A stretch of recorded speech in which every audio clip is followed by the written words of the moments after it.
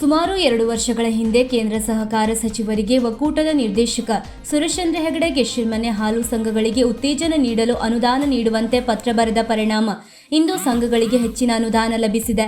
ಕೇಂದ್ರ ಸಹಕಾರ ಇಲಾಖೆಯ ಮಂತ್ರಿ ಅಮಿತ್ ಶಾ ನಿರ್ದೇಶನದಂತೆ ಕ್ಷೀರಕ್ರಾಂತಿ 2.0 ಯೋಜನೆಯ ಅಡಿ ಹಾಲು ಉತ್ಪಾದನೆಯನ್ನು ದೇಶಾದ್ಯಂತ ಹೆಚ್ಚಳ ಮಾಡುವ ಉದ್ದೇಶದಿಂದ ಹಾಲು ಸಂಘಗಳಿಗೆ ಉತ್ತೇಜನ ನೀಡುವ ದೃಷ್ಟಿಯಿಂದ ಅನುದಾನ ನೀಡಲಾಗುತ್ತಿದೆ.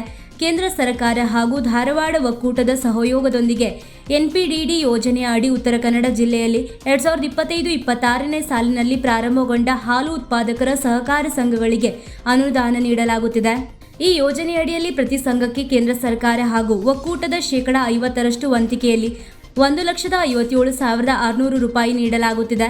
ಉತ್ತರ ಕನ್ನಡ ಜಿಲ್ಲೆಯಲ್ಲಿ 2025-26ನೇ ಸಾಲಿನಲ್ಲಿ ಪ್ರಾರಂಭಗೊಂಡ ಹಾಲು ಉತ್ಪಾದಕರ ಸಹಕಾರ ಸಂಘಗಳಿಗೆ ಸದರಿ ಯೋಜನೆಯ ಅನುದಾನದ ಮೊತ್ತ 1,57,600 ರೂಪಾಯಿಗಳಲ್ಲಿ ಮುಖ್ಯ ಕಾರ್ಯನಿರ್ವಾಹಕರಿಗೆ ಪ್ರತಿ ತಿಂಗಳು 3,000 ರೂಪಾಯಿಯಂತೆ ವೇತನ ನೀಡಲಾಗುವುದು. ಹಾಲು ಉತ್ಪಾದಕರ ಸಹಕಾರ ಸಂಘಗಳ ದಿನನಿತ್ಯದ ವ್ಯವಹಾರ ಹಾಗೂ ಚಟುವಟಿಕೆಗಳನ್ನು ನಡೆಸಿಕೊಂಡು ಹೋಗಲು 1,21,600 ರೂಪಾಯಿ ಮೊತ್ತದ ಅವಶ್ಯಕವಿರುವ 40ಕ್ಕೂ ಹೆಚ್ಚಿನ ವಸ್ತುಗಳನ್ನು ಅನುದಾನದ ರೂಪದಲ್ಲಿ ನೀಡಲಾಗುತ್ತಿದೆ.